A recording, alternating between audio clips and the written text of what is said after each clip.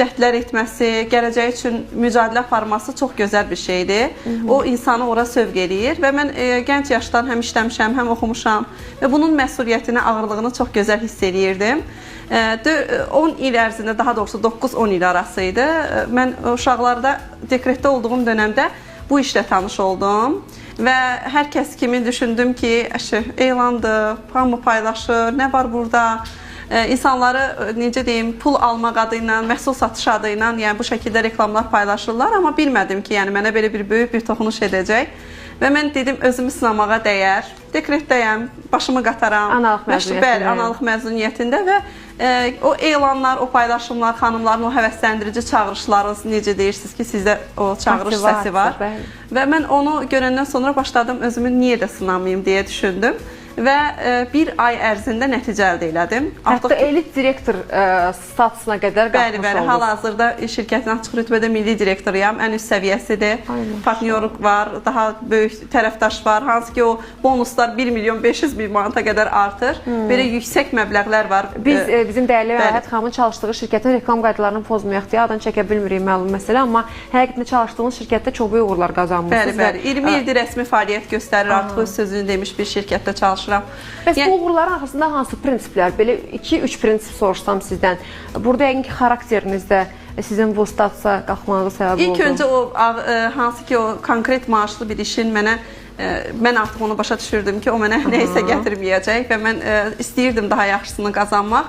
Düşünürdüm ki, sahibkarlıq fəaliyyəti ilə məşğul olum birbaşa, amma sahibkarlıq fəaliyyəti də asan bir məsələ deyil.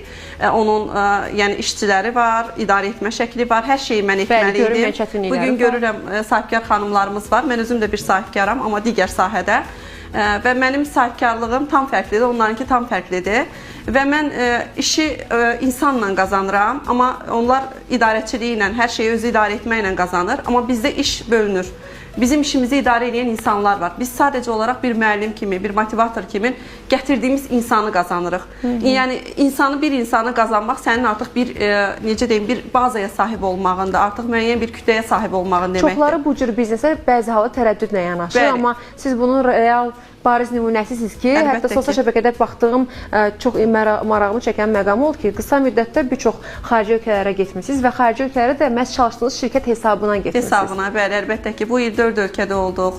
Dohada olduq, Vyetnamda olduq, Antalyada olduq. İldə bir dəfə biz Rusiyaya gedirik, böyük tədbirlərimiz olur və bu çox böyük bir, yəni necə deyim, mənim həyatımda çox böyük bir rəngdir. Mən bu sahəni çox sevirəm, insanlarla işləməyi, onlara nəyisə öyrətməyi, onlara necə deyim, buradakı o qazanca inandırmağı, bunu çox sevirəm və gələn insanlar da bugün şükürlər olsun ki, çoxlu sayda, yəni daha ciddi şəkildə çalışıb, məsuliyyətini başa düşüb, yəni yola çıxan insanlar var ki, onlar bugün uğurludur.